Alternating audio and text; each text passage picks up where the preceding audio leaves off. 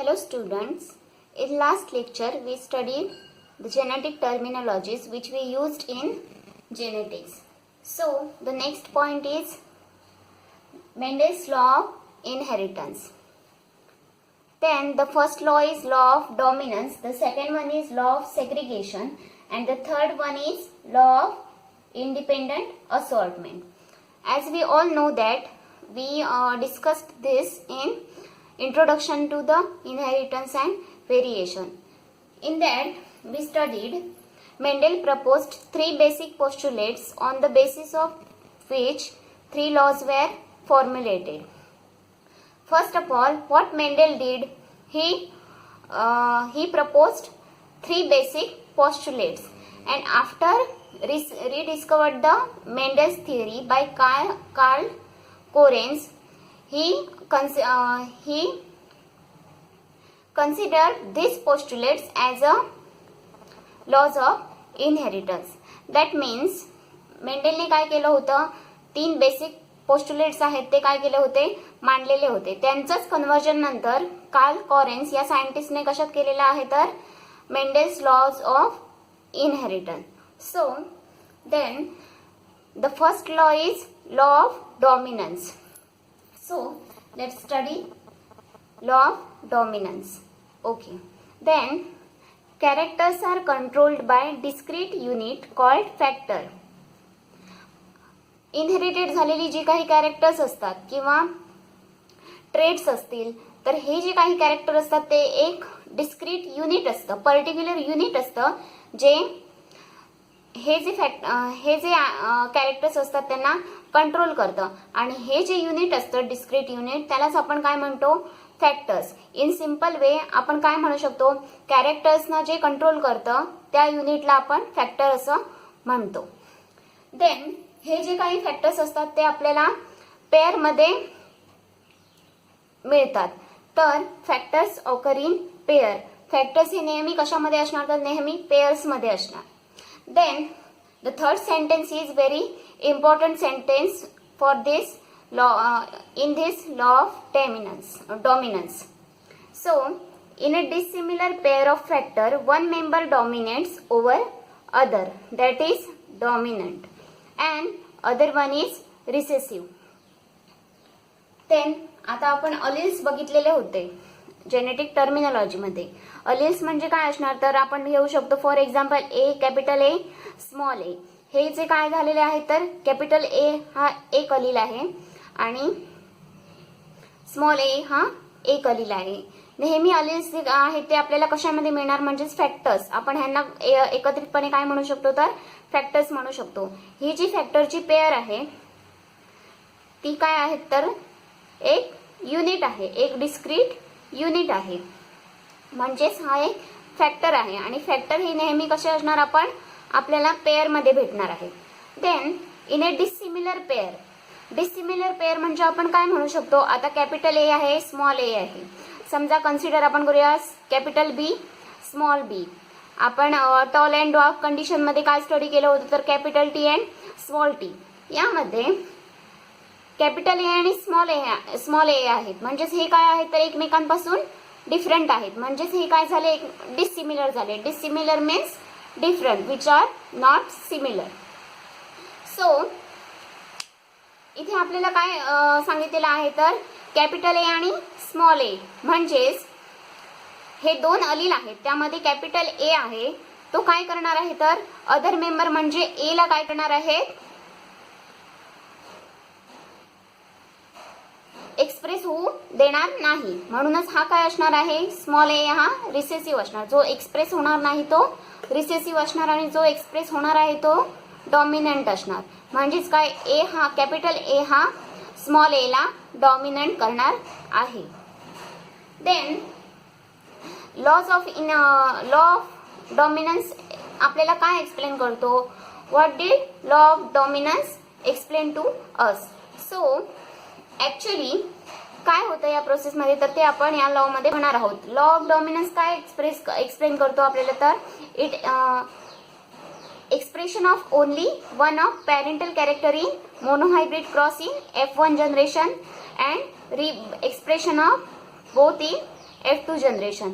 Law of dominance मध्ये आपण काय बघणार आहोत तर इन F1 जनरेशन म्हणजेच कुठची येणार मोनोहायब्रिड क्रॉस मधली F1 जनरेशन आपण स्टडी करतो. त्यावेळी आपल्याला जी प्रोजिनी मिळते त्या प्रोजिनीमध्ये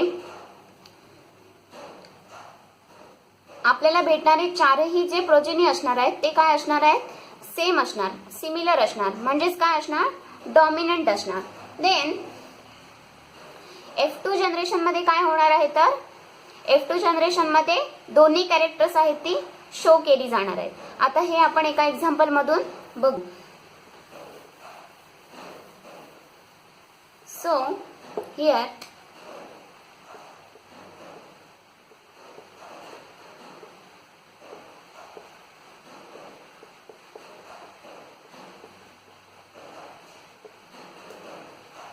मोनोहायब्रिड क्रॉस करताना आपण काय केलेलं होतं तर पॅरेंट्स घेतलेले होते. त्यावेळी जे पॅरेंट्स आपण घेतो ते प्युअर ब्रीड असतात. That is capital T and small T. आपण यांचं काय करणार आहोत, crossing over.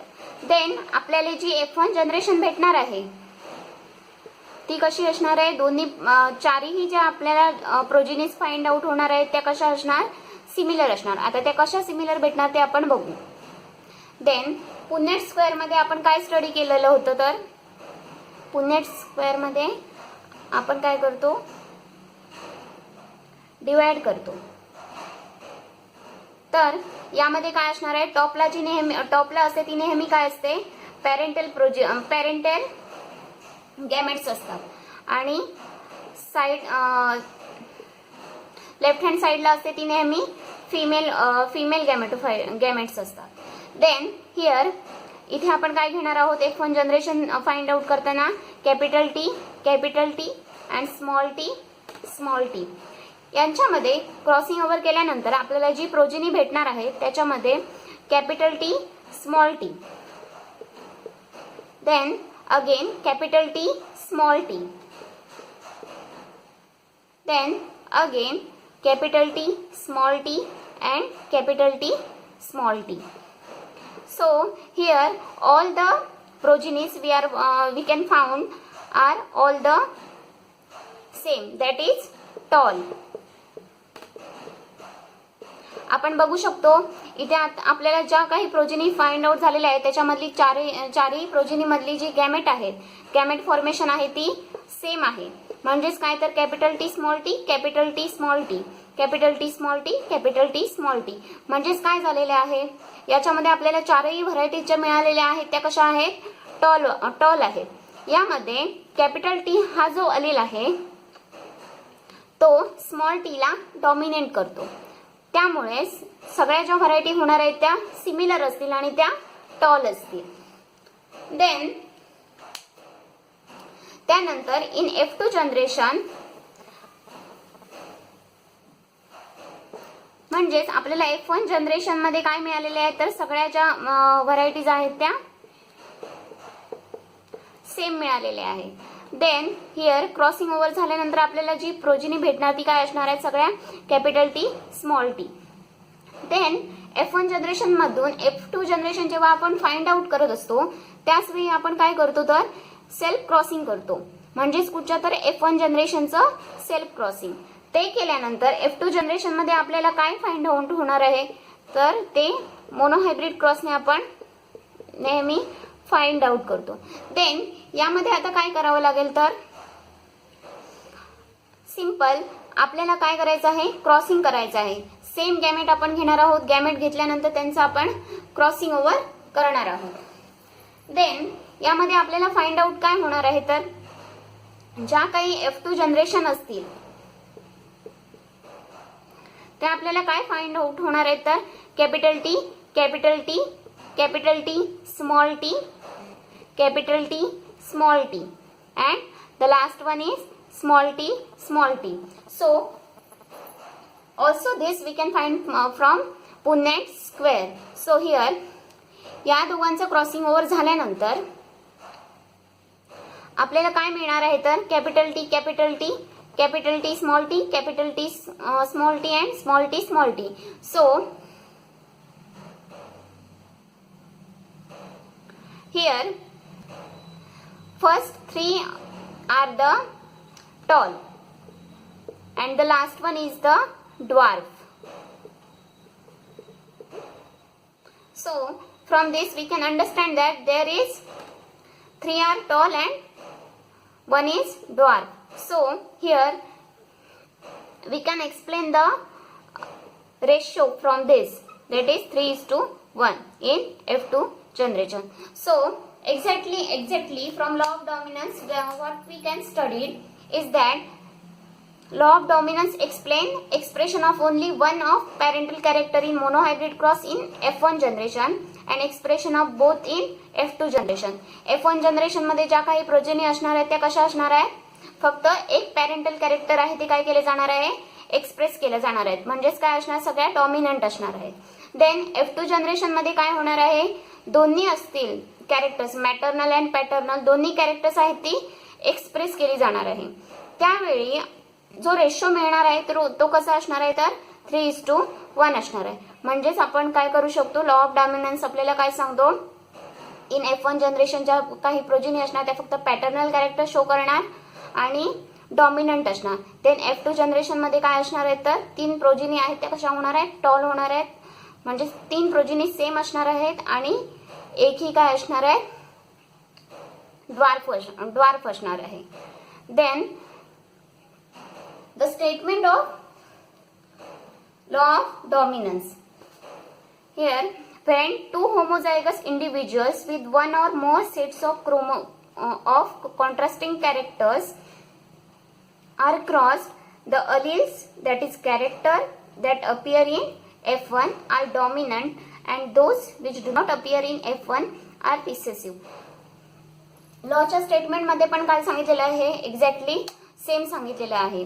Law of statement मध्ये काय सांगितलं जातं, तर होमोझायगस इंडिव्हिज्युअल्स असणार, म्हणजे होमोझायगस जी पेअर असणार आहे त्याच्यामध्ये एक कॅरेक्टर किंवा डिफरंट कॅरेक्टर्स असतील किंवा सेट ऑफ कॉन्ट्रास्टिंग कॅरेक्टर असेल, हा क्रॉस केला जाणार. या क्रॉस मधून आपल्याला काय मिळणार आहेत, तर अलिल्स म्हणजे काय, कॅरेक्टर्स, पर्टिक्युलर कॅरेक्टर्स. त्यामध्ये काय होणार आहेत, F1 प्रोजेनी जी आपल्याला फाइंड आउट होणार आहे ती डॉमिनंट असणार आहे आणि F1 मध्ये जे अपियर होणार नाहीत, म्हणजेच काय होणार नाही, एक्सप्रेस होणार नाही, ते कसे असणार आहेत, रिसेसिव्ह असणार आहे. डॉमिनंट म्हणजे काय, तर जो एक्सप्रेस होतो जीन किंवा अलील त्याला आपण काय म्हणतो, डॉमिनंट, आणि जो एक्सप्रेस होत नाही